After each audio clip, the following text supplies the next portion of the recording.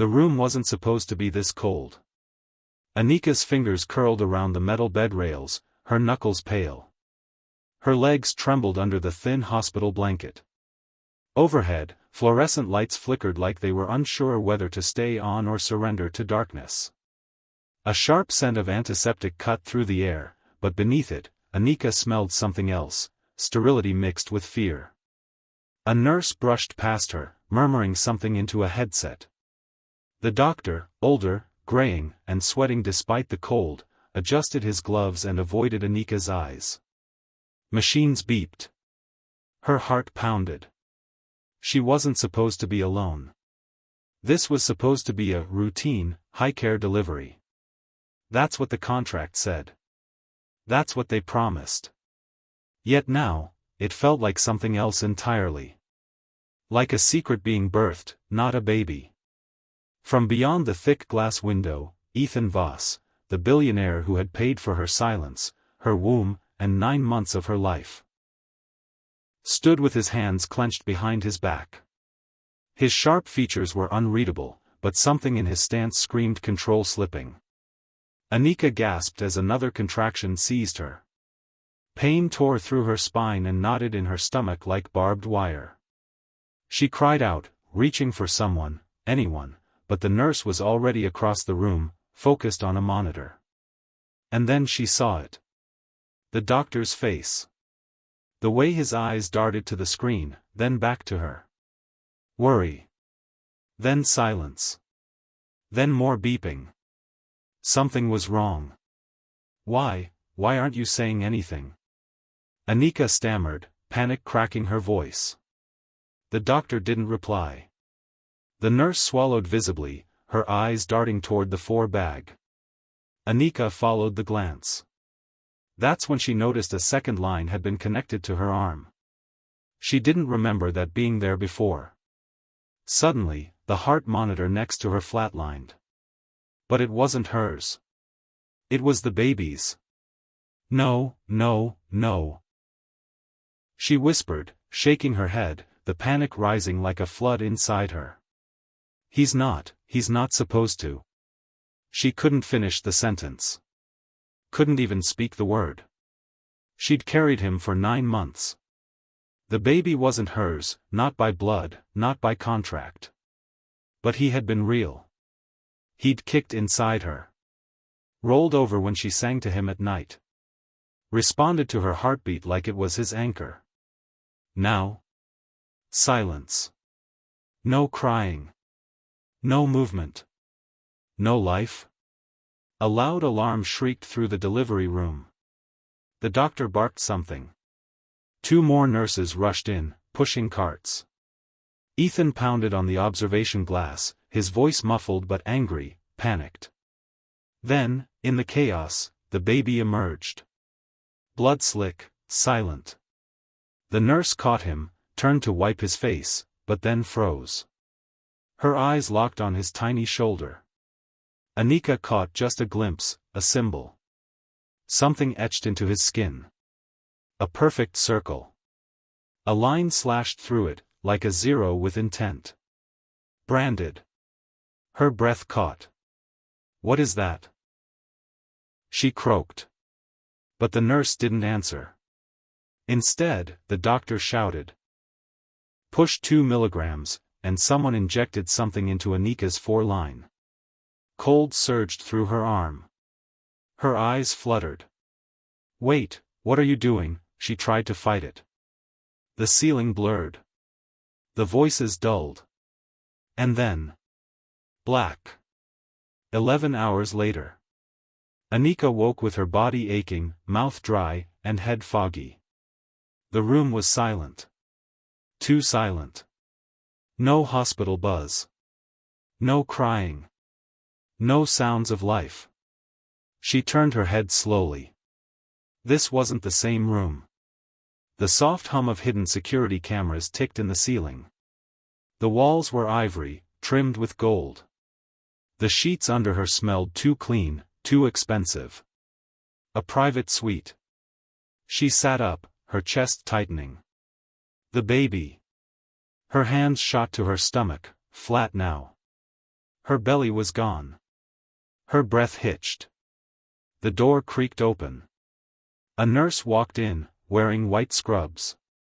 Her face was calm but guarded. "You're awake. Where is he?" Anika asked, voice hoarse. "Rest. You've been through a difficult delivery. I asked you a question." The nurse hesitated, then smiled, but it didn't reach her eyes. "Mr. Voss will speak with you soon." Before Anika could protest, the nurse slipped something into her fore. Not a sedative this time, but it made her feel slower, like her thoughts were wading through syrup. 6 months earlier. Before the pregnancy, Anika was invisible. A maid in a luxury hotel, she scrubbed toilets for people who wouldn't look her in the eye. Her mother had died the year before. Her younger brother was in and out of shelters. She'd been surviving, barely. Then, one night, a stranger approached her in the service hallway. A woman in a gray suit. "Are you interested in an opportunity that could change your life?" she asked. Anika had laughed at first. "Unless it pays $500,000, I doubt it." "It pays $1 million," the woman replied. That got her attention. The deal: carry a child. In vitro. No contact with the father. Absolute privacy. 9 months. Weekly check-ins. Monthly bonuses. Full medical coverage. And at the end? Silence. Sign the NDA. Disappear with 7 figures in her account. It sounded almost fair. Almost. But the contract had rules. Rule number 1, no questions about the father. Rule number 2, no second opinions or outside doctors. Rule number 3, under no circumstances could she leave the property after month 6. She'd signed anyway. What choice did she have?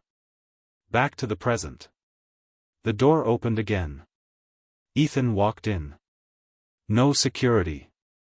No assistant. Just him. His suit was tailored, his presence commanding.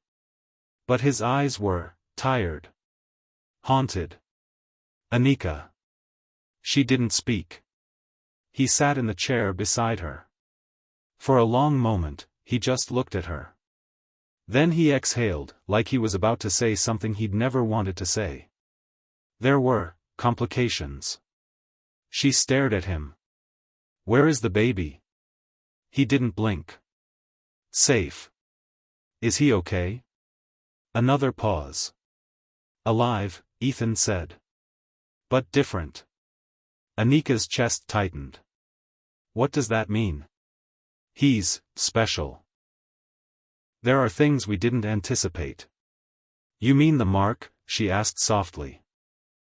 That caught him off guard. He looked at her sharply. "You saw it?" "I saw something. And now no one will tell me anything." Ethan stood. He walked to the window, rubbed his temples. "You weren't supposed to remember any of it," he said quietly. "What?" "The medication." "It should've," he stopped. "Look, Anika. You did your part. You'll get the full amount. But now, for your safety, and his, you'll need to forget all of this." She sat up straighter. "No." He turned slowly. "I want to see him." "You can't." "He grew inside me. I don't care what the contract says. I want to know what's happening to him." Ethan hesitated, then pulled out a phone. He tapped something, and turned the screen toward her. A short clip played. A baby, barely days old, lying on a sterile surface. His eyes were wide. Too wide. His pupils weren't black. They shimmered gold, like tiny suns. And then, the baby moved. Not like a newborn. He rolled over. Sat up. Looked at the camera. Anika gasped. The baby smiled. And then the lights in the video began flickering. Behind him, a glass cabinet shattered without being touched. The video ended. She stared at the screen, frozen. Ethan's voice was low. "We don't know what he is." "Not yet." Her voice was barely a whisper. "What have you done?" The lights were out in her suite. Again. Anika stood by the window, barefoot, heart thudding like war drums. The city lights outside blinked softly in the dark, but her room felt like a cage. She hadn't seen the baby since the delivery. No cries. No updates. Just that video, Ethan's cold voice, and the note, "You were never the only surrogate." She hadn't slept. For hours, she'd stared at the slip of paper, flipping it over again and again like it would offer more if she just looked hard enough. But it was plain. Torn at the edges. No name. No date. No clue who left it. And now the lights were off again. Just like last night. Coincidence, she muttered under her breath. That's what they want me to think. She glanced at the stand beside her bed, hooked up with some slow-drip mixture meant to stabilize her hormones. But she knew better now. Whatever they were giving her dulled her mind. She'd started skipping doses when no one was looking. That's when the dreams started. They weren't exactly dreams. More like memories, except they didn't feel like hers. A white room. Voices chanting something she didn't understand. The sound of a baby laughing, but deeper, unnatural. A tall man in shadows saying, "It must be born from the willing." And a flash of eyes. Golden. Glowing. Watching her. Earlier that day. After confronting Ethan, she hadn't been allowed to leave the suite. Her food arrived through a slot in the door. No phone. No TV. Only a journal they had oddly encouraged her to write in. So she wrote. Not because they asked her to, but because she needed to remember what was real. She wrote about the first flutter of movement at 17 weeks. The pain in her ribs at 25. The strange dreams that started at 30 weeks, always about water, and a black room beneath it. And the name that sometimes echoed in her ears when she woke up, gasping. Kale.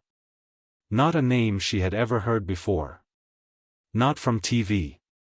Not from books. It simply arrived, full and ancient and heavy. She wrote it at the top of the page. Then she tore that page out and flushed it down the toilet. Present, midnight. She turned on the flashlight hidden under her mattress. She wasn't supposed to have it. She'd taken it off a nurse's cart 3 nights ago. Anika crouched beside the bed and pulled the mattress corner up. Beneath it, taped to the frame, were her notes, a week's worth of scribbles on what she'd overheard through the vents, things the nurses said when they thought she was sleeping. Another one rejected at 37 weeks. The first subject didn't survive contact. Mr. Voss said she's stable, for now. And something more chilling. She lasted longer than the twins' carrier. Twins? That wasn't in her contract. Anika's chest tightened. She had signed up for 1 pregnancy. 1 child. Not an experiment. She had to get out. The escape. The hallway outside her door was silent.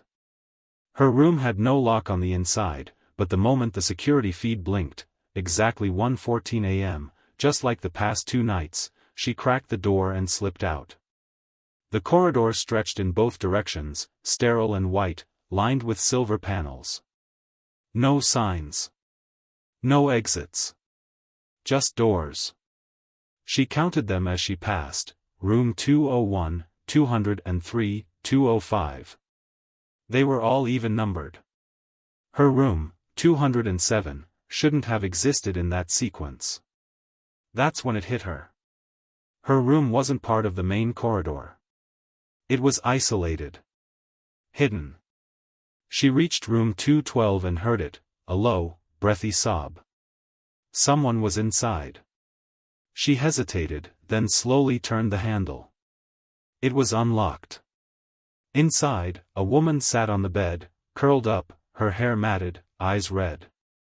Her skin was pale, almost gray. The moment Anika stepped in, the woman jerked up. No. No more tests today, please. I did what you asked. Hey, shoo, Anika whispered. I'm not them. I'm, like you. The woman stared. Her lips trembled. Then, slowly, she relaxed. You're the newest one, she said. They said you were stable. Stable? Anika asked. The woman nodded. I'm Emily. I was number 4. Anika blinked. Number 4. They called us vessels. Said our DNA was compatible. She gave a short, bitter laugh. Compatible with what, I still don't know. But none of us left. Except one.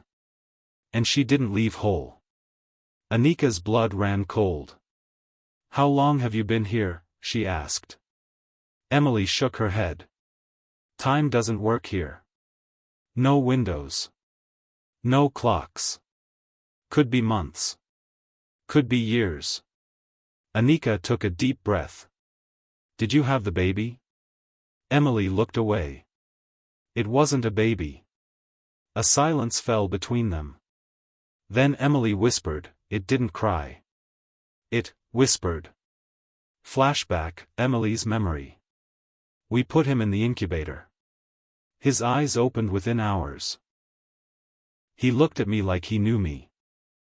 Like he was older than me. And then he said my name. He wasn't supposed to talk. He shouldn't even be conscious. Present. Emily suddenly grabbed Anika's wrist. You need to go. Before they notice. Before he notices. Who? Anika asked. Kale. Anika stepped back, stunned. You know that name? Emily nodded slowly. He comes to me in dreams. Like he's watching. Waiting. I think, he's choosing someone. Anika's voice trembled. Choosing for what? Emily looked at her with hollow eyes. To open the gate. Before Anika could respond, the door slammed open. 2 guards in black suits entered. Behind them, Ethan. His face was blank. Cold. I warned you not to leave your room, he said. She didn't hurt anyone. Emily shouted. Ethan gestured. A guard pushed Anika against the wall. Another injected something into her neck. She fought to stay conscious, but darkness swallowed her again. Later. She woke in a different room. No windows. No lights. Just humming. Mechanical. And then, footsteps. A door slid open. Not Ethan this time. A woman. Tall, olive-skinned, white coat. Her badge read Dr. Mira Hollis. Good morning, Anika, she said with a strange warmth. You've been curious. That's expected. Exceptional carriers often are. Where is Emily? Anika croaked. She was unstable, the doctor replied. Her mind couldn't separate the vision from reality. What vision? Dr. Hollis tilted her head. The echo of what's coming. Then she placed a tablet in Anika's lap. It played another video. This time, multiple babies, all in separate units. Each with the same symbol burned into their shoulder. All of them, alert. Awake. Eyes glowing faintly. They were born from different mothers, the doctor explained. Most didn't survive. But you. She leaned in. Your child was the first to respond. Anika whispered, respond to what? The doctor smiled. To him. And the screen shifted, showing a chamber deep underground. Inside, a massive tank. A humanoid shape floated in it. Not quite a man. Not quite anything. Just eyes, glowing like stars in the dark. Dr. Hollis whispered. Cale isn't the child. He's what the children are meant to awaken. Anika hadn't spoken in 48 hours. Not a word. They moved her to a new suite, larger, cleaner, almost luxurious. Warm lighting, a stocked bookshelf, even fresh clothes in her size. But the air in the room was heavy. Too perfect. Too calculated. Like a dollhouse. And she knew why.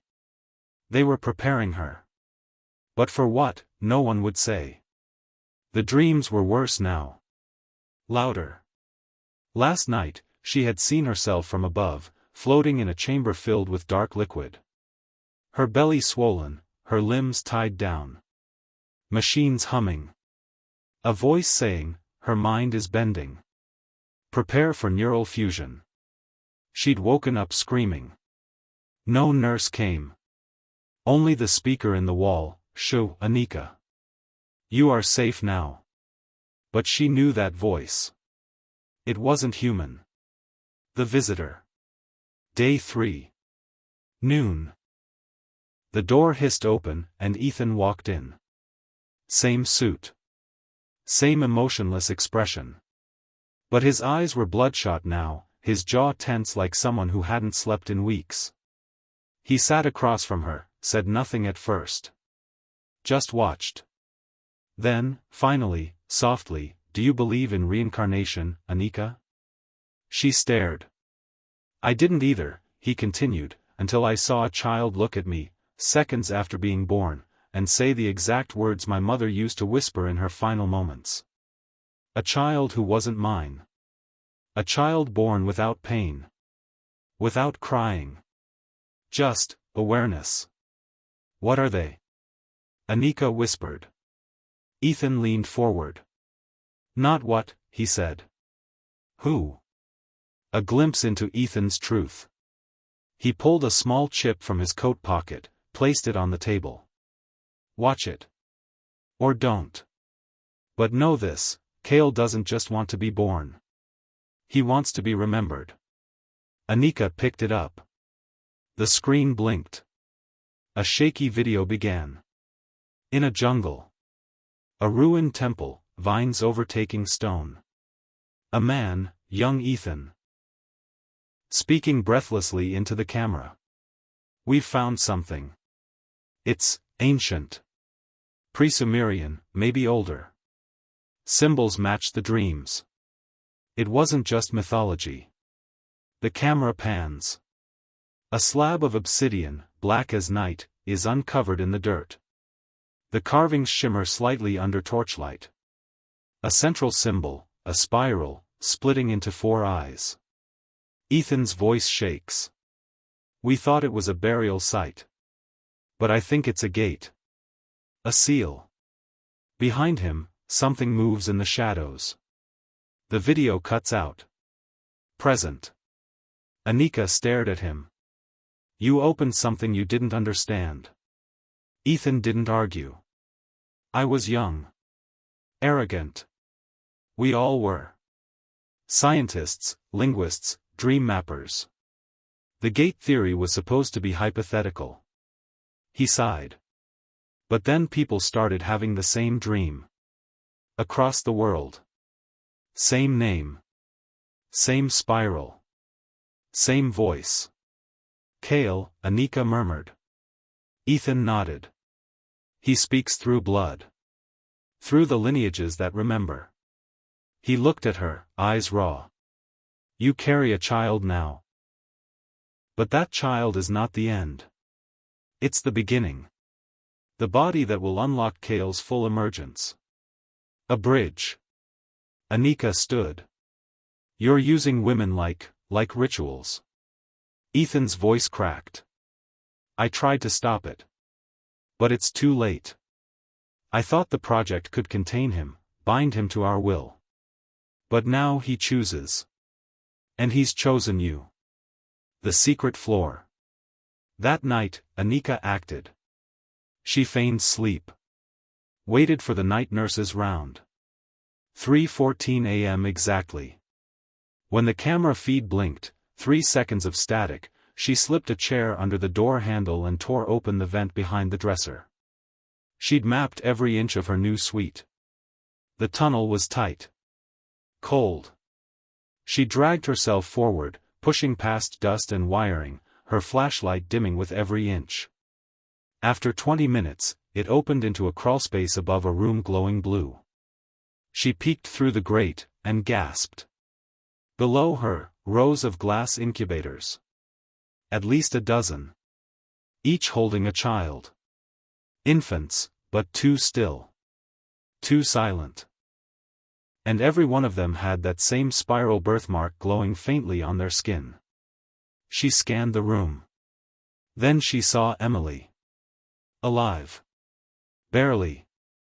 Strapped to a chair, head connected to a visor, wires running from her scalp to a panel beside one of the incubators. Anika covered her mouth. Then, movement. A man entered. Not Ethan. This one was older. Gray hair, long coat. A name tag. Dr. Dorian Vex. Project lead, Neural Harmonics Division. He approached Emily. Whispered something. She began to tremble. Then he turned to the baby nearest to her and said calmly, "Synchronize subject with vessel. Let's begin the transfer." The baby opened its eyes, golden. Fixed on Emily. A low hum filled the room. Emily screamed. Then collapsed. The hum stopped. A nurse nodded. Subject Alpha 3 now fully imprinted. Neural sync successful. Dr. Vex smiled. Excellent. Only 4 more until the bridge opens. Escape and discovery. Anika crawled back, heart racing. She had seen enough. The children weren't just born. They were absorbing the minds of their mothers. Their personalities, memories, souls. She dropped back into her room and barely managed to hide the vent cover before the cameras came back online. Her hands trembled. Her breath caught in her chest. Her child, her own baby, was next. She had to escape. Not tomorrow. Now. The hidden elevator. The bookshelf. She had examined it before.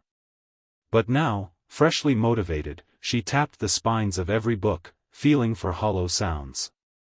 Then, click. The third shelf shifted. A narrow slot opened, revealing a biometric scanner. Too high-tech. She couldn't fake this. Unless. She rummaged under her bed. Took out the chip Ethan gave her. It wasn't just a video archive. It had access codes. She pressed it into the scanner. Green light. Access granted. The shelf swung inward. Behind it, an old-style elevator, metal cage and all. She stepped inside.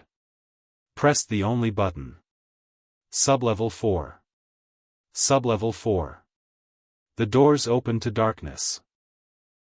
The smell of wet stone and electricity hit her first. Then, columns. Old ones. Carved with the same spiral symbols. This level wasn't built by them. It had been discovered. She stepped in carefully. Voices echoed, not in sound, but inside her head. You are the chosen echo. The vessel of memory. The skin for return. She stumbled forward, covering her ears. But the voices were inside. At the center of the cavern, a massive door stood. Obsidian. Circular. And pulsing faintly. As if breathing. Above it, ancient writing, same script as the one in Ethan's jungle video. She couldn't read it, but she felt it. A warning. A prison seal. And then, footsteps. She turned. Ethan. Panting. sweating. Desperate. You shouldn't be here, he whispered. You lied, she said. He shook his head. No. I just didn't tell you everything. She stepped closer. This is a gate. You knew. And you still brought women here. He looked at her with deep sadness. Because the gate is going to open. One way or another. But we can choose what comes through. He pointed at her belly. That child is the anchor. The final warning. Before Anika could respond, a vibration rocked the ground. The spiral on the door began to spin. Slowly. Ethan grabbed her arm. We're out of time. We have to. Suddenly, a voice, cold, deep, and not human, filled the cavern. She is mine now. Ethan froze. Anika screamed. The door opened, a crack. And something looked back. Darkness. Then breath. Anika wasn't sure how long she had been unconscious. Minutes? Hours? Maybe longer. The air around her felt strange, warmer, almost electric. Her palms tingled. Something deep inside her pulsed with a rhythm not her own. The laughter still echoed in her skull. That unnatural, too knowing laugh. Her child had spoken, without being present.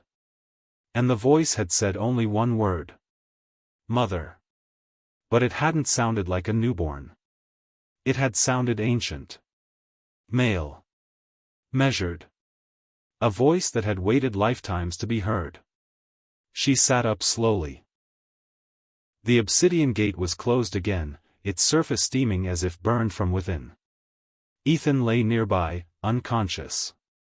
His forehead was bleeding. And near the stone wall, a set of symbols glowing softly. New ones. Freshly etched, somehow. A spiral, and below it, two lines that formed the unmistakable shape of a womb. Flashback, the first awakening. Somewhere in the recesses of her mind, something flickered. She was not in her body. She was standing in a wide desert. Red sand. Black sky. 3 moons overhead. She looked down. She was pregnant, yes, but in this vision, her skin was different. Paler. Dusty. And around her feet, others like her, all women, each with swollen bellies, eyes closed. A voice rang out. You carry memory. Not life. She turned. A figure approached, its face a shifting blur, as if made of smoke. It carried a child in its arms. But the child had no eyes. Just light where the eyes should be. Present, medical chamber. Anika woke again. This time under blinding fluorescent lights. She was back on a hospital bed, but different from her suite. There were no comfort objects here. No books. Just machines, and monitors tracking every beat of her heart. Her belly felt heavier. She looked down. The baby had grown. Far too quickly. She'd been 8 months before. Now it felt like full term, or more. Her body was tight with pressure, like it was stretching unnaturally to contain what was inside. The door opened. Dr. Mira Hollis entered, clipboard in hand. You're progressing, she said calmly, as if nothing strange was happening. Anika sat up. What happened after the gate opened? Dr. Hollis paused. Only a crack was breached. Kale made brief contact. The facility absorbed the surge. Ethan was lucky. You mean he's alive? Yes, she replied. But, unstable. Anika's eyes narrowed. What about the other children? The ones I saw below? Dr. Hollis didn't answer right away. Then, with carefully chosen words, she said, they are vessels like yours. Prototypes. But yours is different. Because I survived? Dr. Hollis met her gaze. No, she said quietly. Because yours is sentient before birth. A rare phenomenon. One we've only seen once before. Anika's voice cracked. Who? Dr. Hollis looked away. Me. Dr. Hollis's secret. The doctor sat in the corner chair, and for the first time since Anika had met her, her mask slipped. I was born into the second wave of the surrogate memory trials, she said. My mother carried me for only 6 months. But I was already thinking. Speaking, in dreams. My first words were not hers. They were his. Cale's? Yes. She sighed. They raised me in this facility. Tested me. Monitored my thoughts. But I never connected. I was a fragment. Not the key. I didn't have what he needed. Anika swallowed. And what does he need? Dr. Hollis rose, walked to the glass panel on the wall, and tapped it twice. It shifted, revealing the observation room. Behind it, her baby. Floating in a pod, eyes open, glowing faintly gold. Watching. You carry the first true vessel, Hollis whispered. The one who remembers before birth. He doesn't need to be taught. He already knows who he was, and what he was sent to become. Anika pressed her palm to the glass. The baby smiled. Then, his lips moved. He mouthed something. 3 words. I chose you. A plan emerges. That night, Anika couldn't sleep. They sedated her, but her mind slipped past it. She entered a waking dream, something between sleep and vision. She saw herself walking through the facility. But not as herself. Her stride was confident. Unafraid. And behind her walked children, dozens of them, all with golden eyes. A woman waited at the gate. It was Dr. Hollis. But older. She knelt before Anika's child and said, "The gate will open fully when you speak your true name." Anika snapped awake. She wrote it down. Name, Cale Aiden Talarak. She didn't know how she knew the last 2 words. But they came to her like thunder. Rebellion inside the walls. Day 6. Something shifted in the facility. A siren blared. Anika leapt from bed.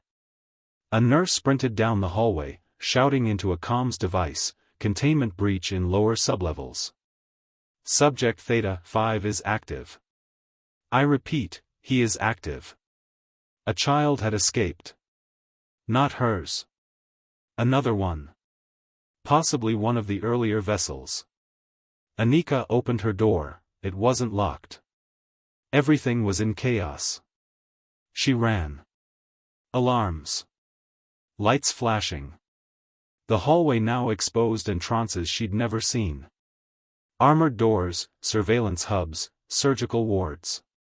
She heard a voice in her head. Not Cale. A child's voice. Terrified. Help me. I didn't ask to be born this way.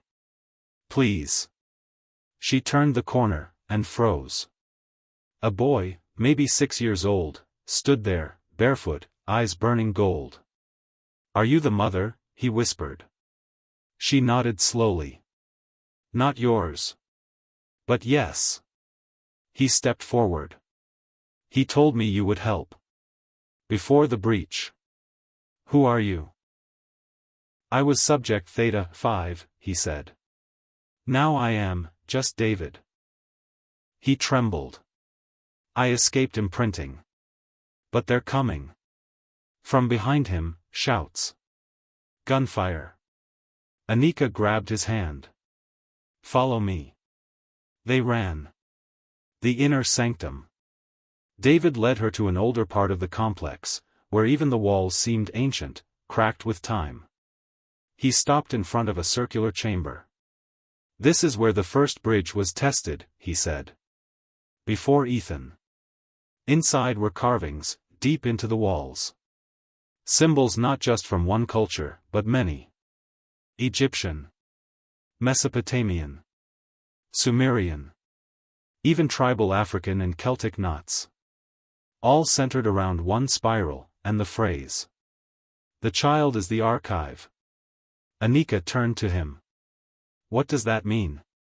He touched his forehead. "We don't just carry his voice. We carry worlds. Forgotten places. Lost languages. The pieces of earth that Kale is trying to bring back." She staggered back.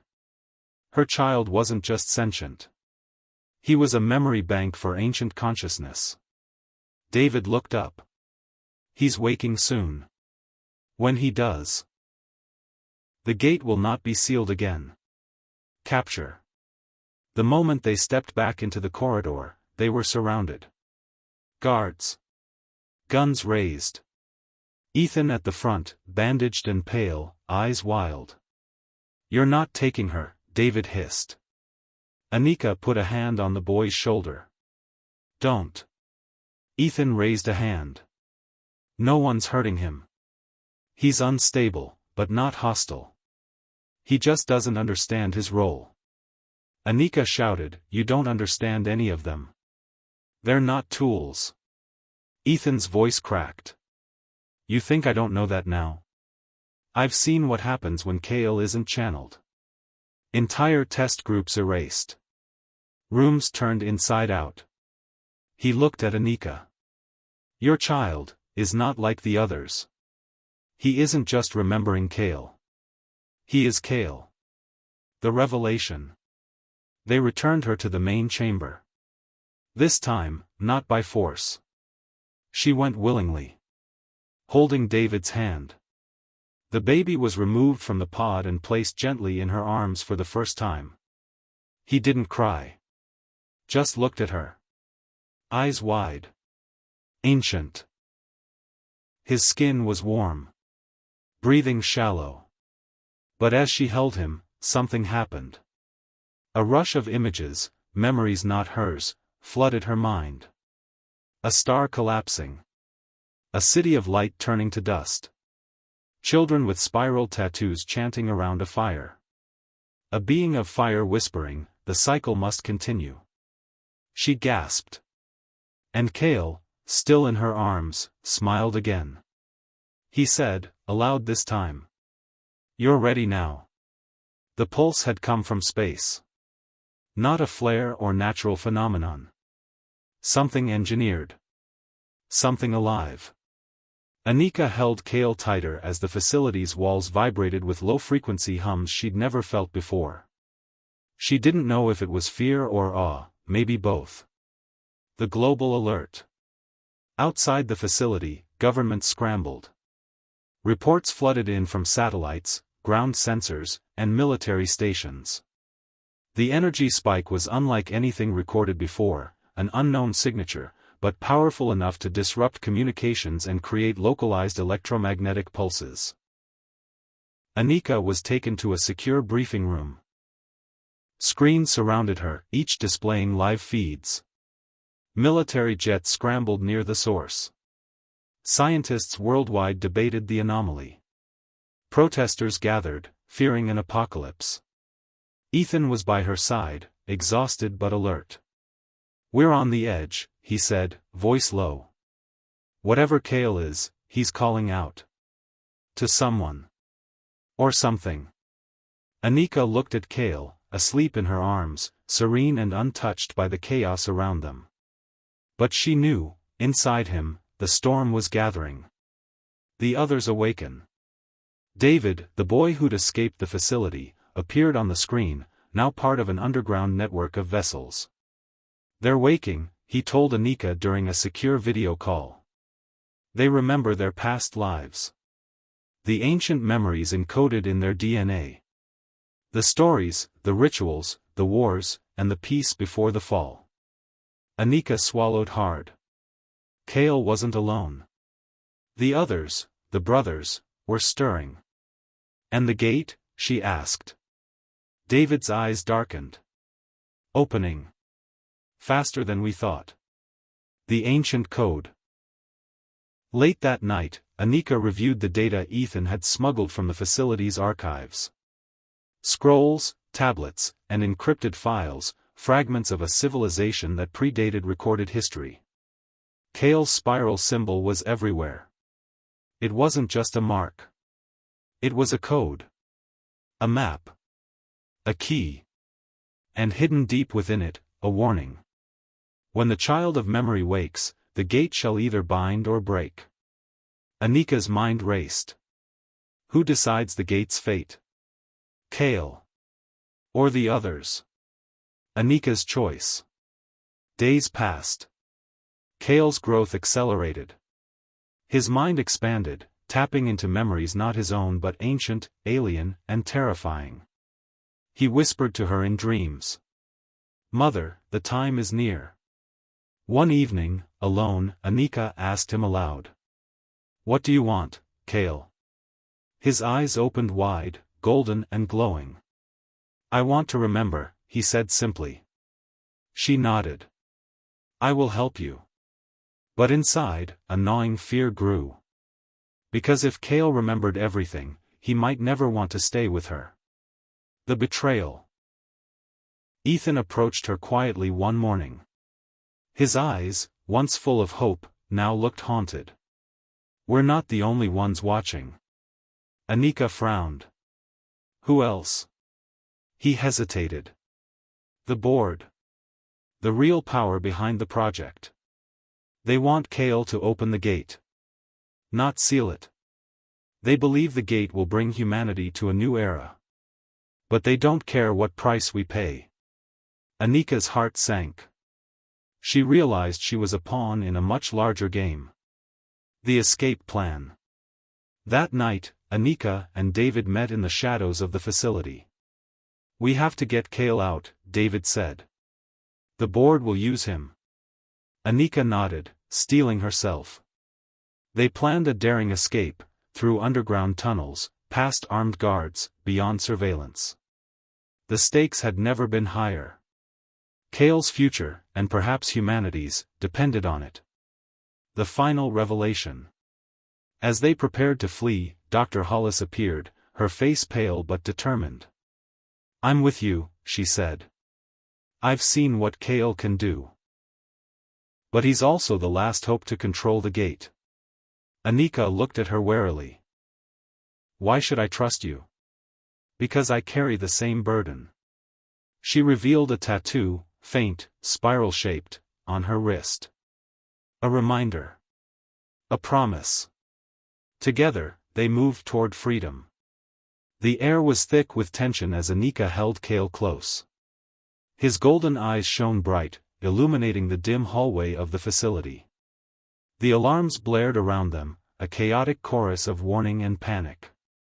Outside, the sky had darkened unnaturally. The moon was eclipsed by a shadow, as if the world itself was holding its breath. This was the moment. The final stand. Dr. Hollis led the way, her calm presence a sharp contrast to the chaos. "We don't have much time," she said, urgency sharpening her voice. "The gate is responding to Kale's awakening. If we don't act fast, it will open completely." Anika's heart pounded. She glanced down at Kale, who was surprisingly still, almost peaceful. But she knew the child within him was anything but innocent. He was a vessel of ancient knowledge, power, and danger. "You must understand," Hollis continued, "this gate, it connects worlds. It was sealed by those before us to prevent destruction. But Kale's memories are the key. He can either seal it again or unlock it fully." Ethan appeared at the corridor's entrance, face streaked with sweat. "They're coming," he warned. "The board sent reinforcements. They want to control Kale, to use him as a weapon or a savior, whatever serves their purpose." Anika tightened her grip on Kale, steeling herself for what was to come. The gate's pulse. They reached the chamber with the obsidian gate. It shimmered, faintly glowing with the spiraled symbols Anika had seen before. The surface was like liquid shadow, rippling with the pulse of Kale's growing power. Anika stepped forward, placing Kale gently on the floor. The baby sat upright, eyes fixed on the gate. Suddenly, the symbols burst into brilliant light. The air thickened, the walls seeming to breathe as ancient energies surged. Kale's voice rang out, clear and commanding, yet filled with childlike wonder. "I remember." Visions flooded the room. Anika saw flashes of a civilization so old it predated human history, a world of knowledge, of peace and conflict, of creation and destruction. She realized that Kale was more than a child. He was a living archive of that lost world, carrying its hopes and its failures. The brothers arrive. A deep rumble echoed through the facility. Doors blasted open as figures emerged, children like Kale, eyes glowing gold, their presence commanding and intense. They were the brothers.